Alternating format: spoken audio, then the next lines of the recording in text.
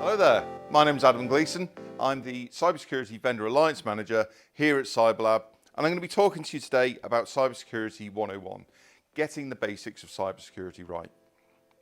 Now, cybersecurity can be really bewildering, and actually having confidence in what you've done and whether or not you've done it correctly can actually be quite difficult to achieve. Cyber threats have become commoditized, and so organizations of any size are now a viable target for the threat actors. Cybersecurity is a really complex field, as I'm sure we all know and appreciate, and it's not always difficult, as I've already said, to understand what it is that you need to do and whether or not you've done enough. The intent of this session is to give you details of the keystones that you need to have in place so that you've got confidence that you are on the right path and that you've got the basics right. So where to start?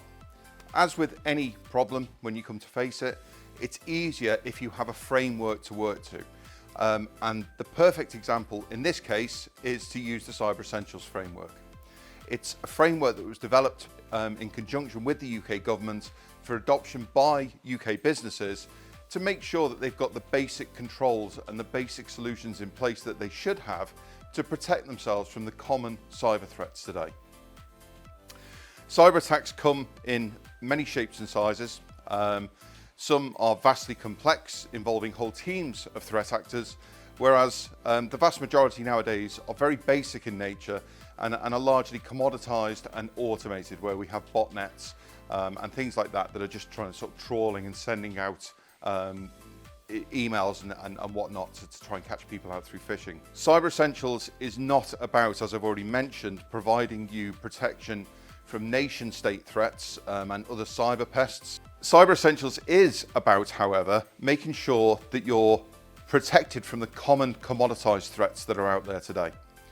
These types of threats are social engineering, so the likes of phishing or business email compromise, hackers taking advantage of software vulnerabilities that you haven't patched in your environment and then using them to use it to run exploits, or indeed password compromise, so using weak password guessing, brute force attacks and stuff like that, making sure that your authentication is at a level where it's not just a complete pushover for an attacker.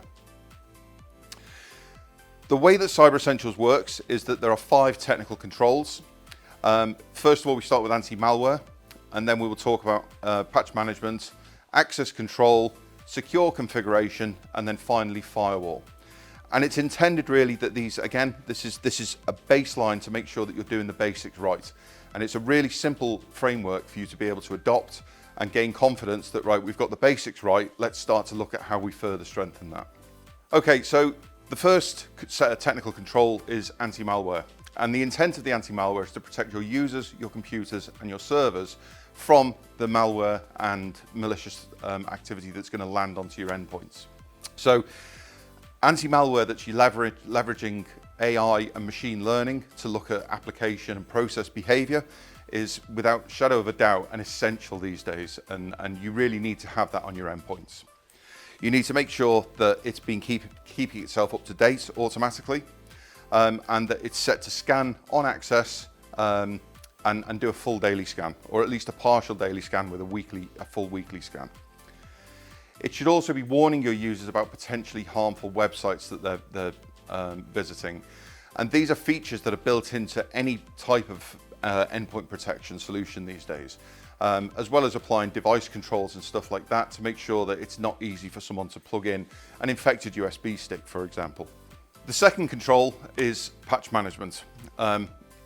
If you've heard me talk before, certainly around patch management or anything like this is something that I view as being a critical thing that you need to be doing. And it's about patching not just the operating systems in your environment, which the Windows operating system, Mac OS, all of these things will automatically keep themselves up to date. They give you all the tools that you may need to turn on, but it's all built in and it will do it really well for you. Application patching is something that you also need to be doing, and keeping an eye on that, because those applications will still give an attacker access to system level privileges if the attacker is able to run a successful exploit against those applications. And a lot of these applications might update themselves automatically, But what you may find is that they will only do that when you run them. So if you don't run that application for a couple of months, it's effectively got 2 months worth of updates that are just missing, even though it's got an automatic update cycle on it. Something that I see almost as essential as doing the patch management is verifying that the patches have been successfully deployed. And the easiest way to do that is via a vulnerability scan. So running vulnerability scans once every 2 weeks, for example. You might not even want to do it across your entire estate. You might just want to do it to a select number of devices that provide you with an indicative impression that they're representative of the rest of the environment. The third area, or the third control, is access control. This is talking about protecting data and applications, and the intent is to prevent unhappy staff, malware, or external cyber criminals from accessing your applications or your sensitive data, or indeed exfiltrating or damaging that data or applications. The number of administrator accounts in your environment needs to be strictly controlled, and it needs to be recorded as to who has administrative permissions, and you need to be reviewing that on a regular basis to make sure that those people don't still need the administrative permissions. Wherever possible, you should be disabling local administrator accounts on endpoints, and it goes without saying that users should only be operating in a user context. Passwords need to be strong, especially on administrator accounts. The common approach to passwords that we've always traditionally taken of having very long complex passwords with numbers, symbols, this, that and the other. The result of doing that is, yes, they're strong passwords, but users find them very difficult to remember, and consequently users will write them down. And there's a common statistic that I can never remember exactly what it is, but in most organizations, if you walk around, you will find at least one password written down on the underside of a keyboard. And having spoken to customers, I've heard of this on multiple occasions. It's not just an urban legend. There are two common approaches that are recommended nowadays. The NCSC approach is to use 3 random words to give you sort of quite a long password.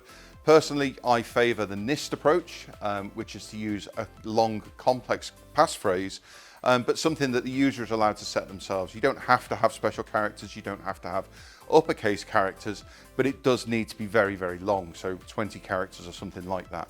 But something that provides the users with a clear password. I live at 21 Woodlands Reach or something like that, for example. It's not my address, by the way, so don't try that one. The fourth control is secure configuration. So this is about protecting the security of the environment, and going back to what I was saying at the start of the session, it's about making sure that your doors are locked. Make sure that you're closing any administrator accounts and things like that that are not in use. Don't leave these things lying around. One, they're not being used by anyone, so if someone were to start using it, you might not notice that. Remove any software from your devices that you don't need. Going back to what I was saying around the updating and the patching, why have software that's got vulnerabilities in it potentially if you don't actually need it to be there? You're just making a rod for your own back, and you're making it harder to keep on top of that patching. Again, I touched upon changing administrative passwords. Make sure that you're disabling those local administrator accounts, and make sure that you're changing any default passwords. And this applies to network security devices or network hardware, for example. But a lot of these things will come with default passwords set. Make sure that you're changing them, because you're just offering an easy way in. The final control is firewalls, and making sure that you've got robust enterprise-grade firewalls. Now, they don't have to be next-generation firewalls, but if you were putting new firewalls in today, I don't know why you wouldn't put next-generation firewalls in. They're so much easier to manage, and they offer you so much more flexibility with regards to allowing people to work effectively. Firewalls are there to protect the organization and the infrastructure, and they're designed to protect you from external threats on the internet. You need to make sure that you've got firewalls on your endpoints. So typically the endpoint security solution that I talked about, the first control under anti-malware, that will have a software firewall built into it. In fact, the Windows and Mac OSs, the common devices that we use, will have firewalls built in, but if you can tie it into using the same firewall with your endpoint security, makes it a little bit easier to manage, because you've got it all in one pane of glass. And certainly, you need to be protecting your infrastructure, whether you're at home or in the office, with a decent firewall. Now, at home, it's not always easy. You can't tell your users that they have to go and buy a next-gen enterprise-grade firewall to protect their home. But what you do need to tell them is you do need to tell them to make sure that it's configured and that it's enabled, and that it's protecting their home network. And that's not just to protect your intellectual property and your organizational data when they're working from that location, but also to protect all of their own personal devices that they have there. If any other organization has got access to your firewall, you need to be controlling that quite rigorously. This is something that I'm increasingly seeing, and I talk about this in my supply chain talks that I do, that it's the digital interactions that we have between ourselves and our partners are increasing constantly, and we need to be ever more vigilant and conscious. I also wanted to talk about how we can help. So with CyberLab, cybersecurity confidence is made easy. We can help you to have confidence in your environment.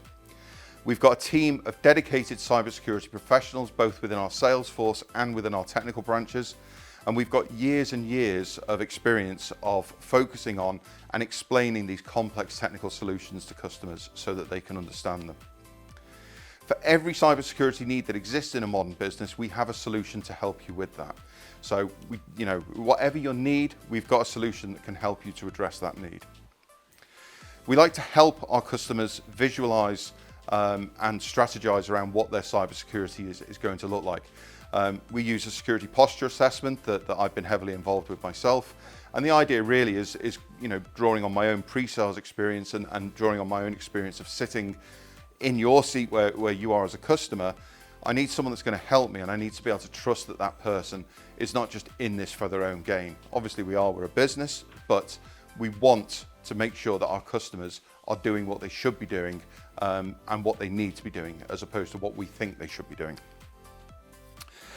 We are certified assessors for Cyber Essentials, Cyber Essentials Plus, and the new IASME Cyber Assurance certifications.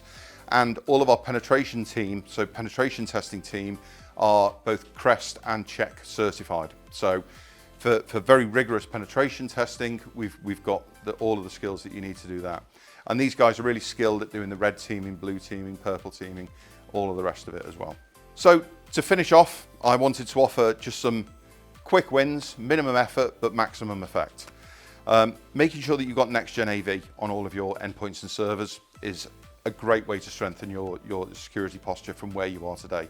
If you're using traditional AV, or you're using a type of AV that maybe isn't fully next-gen, then that is, without shadow of a doubt, a really easy win for you to do there. Make sure that you're making the most of what you already have. So both with regards to endpoint protection, I talked about this before, there's lots of really cool features that you have within endpoint protection that don't get enabled by default. So device control, so that you can control what devices can be plugged into your endpoints. Web protection and web content filtering, stuff like that. These things should all be configured because you're just not using them.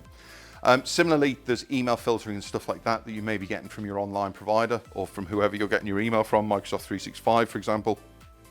And make sure that you're using a modern approach to passwords and enabling multi-factor authentication wherever possible. And then finally, you can adopt the use of managed security services, of which we've got a few different ones. We've got managed security support to help you with product support and managing and maintaining your cybersecurity products.